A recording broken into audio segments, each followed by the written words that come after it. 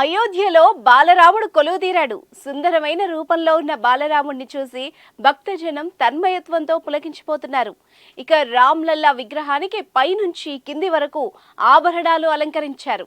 అయితే ఈ ఆభరణాలను తయారు చేయడం వెనుక ఎంతో పరిశోధన, అధ్యయనం సాగింది. అసలు ఆ అయోధ్య రాముడి ఆభరణాల వెనుక ఉన్న కథేంటి, వాటిని ఎవరు రూపొందించారు అనే విషయాలు ఈ స్టోరీలో తెలుసుకుందాం.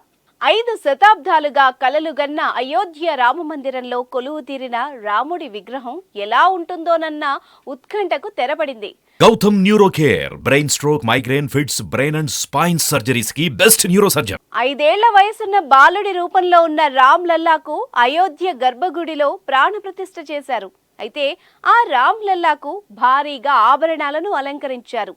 ఆ బాలరాముడికి అలంకరించిన ఆభరణాల వెనుక చాలా స్టోరీ ఉంది. ఎంతో పరిశోధన చేసి అధ్యయనాలు జరిపి ఆ ఆభరణాలను తయారు చేయించారు. అయోధ్యలో ఏర్పాటు చేయనున్న రాముడి విగ్రహానికి ఎలాంటి ఆభరణాలు తయారు చేయించాలన్న విషయంపై శ్రీరామ జన్మభూమి తీర్థక్షేత్ర ట్రస్ట్ చాలా కసరత్తు చేసింది. ఆధ్యాత్మిక రామాయణం, వాల్మీకి రామాయణం, రామచరిత్ మానస్, అలవందర్ స్తోత్రాలను పరిగణలోకి తీసుకున్న తర్వాతే బాలరాముడికి అలంకరించే ఆభరణాలను తయారు చేయించినట్టు శ్రీరామ జన్మభూమి తీర్థక్షేత్ర ట్రస్ట్ వెల్లడించింది.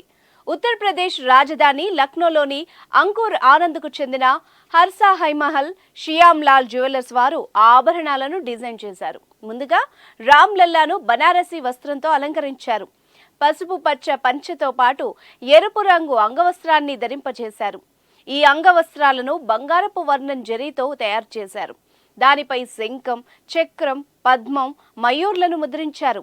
ఈ వస్త్రాలను ఢిల్లీకి చెందిన డిజైనర్ మనీష్ త్రిపాఠి స్వయంగా అయోధ్యలో ఉండి రూపొందించారు. ఇక అయోధ్య రామ్లల్లా విగ్రహానికి అమర్చిన బంగారు కిరీటం విలువ అక్షరాల 11 కోట్లని ఆలయ వర్గాలు తెలిపాయి. గుజరాత్లోని సూరత్కు చెందిన పారిశ్రామికవేత్త, గ్రీన్ ల్యాబ్ డైమండ్స్ అధినేత ముఖేష్ పటేల్ ఈ కిరీటాన్ని అందించారు. 6 కిలోల బరువు ఉన్న ఈ కిరీటంలో అత్యంత విలువైన రాళ్లను పొదిగారు. 4.5 కేజీల బంగారంతో పాటు చిన్న పెద్ద వజ్రాలు, కెంపులు, ముత్యాలు, నీలమణులతో తయారు చేశారు. సూరత్కు చెందిన కుశాల్ దాస్ జ్యువెలర్స్ యజమాని దీపక్ జోక్సీ ఒక్కొక్కటి 3 కిలోల బరువున్న వెండి రామమందిర నమూనాలను అందజేశారు. ముకుట్ అని పిలిచే రాముడి కిరీటాన్ని 1.7 కిలోల బంగారంతో తయారు చేశారు. మరో 1/2 కిలో బంగారంతో కిరీటం వెనుక ఉండే వెలుగులాంటి హాలోను రూపొందించారు. కిరీటంలో 75 క్యారెట్ల వజ్రాలు, 135 క్యారెట్ల జాంబియన్ పచ్చలు, 262 క్యారెట్ల కెంపులు ఉంచారు. ఆ ముకుట్ మధ్యలో ఉన్న సూర్యుడు శ్రీరాముడి వంశమైన సూర్యవంశీ లోగోను సూచిస్తుంది. సుమారు 16 గ్రాములుండే తిలకాన్ని శ్రీరాముడికి అలంకరించారు. ఇందులో 3 క్యారెట్ల సహజ వజ్రం, దాని చుట్టూ దాదాపు 10 క్యారెట్లు ఉండే చిన్న వజ్రాలనుంచారు.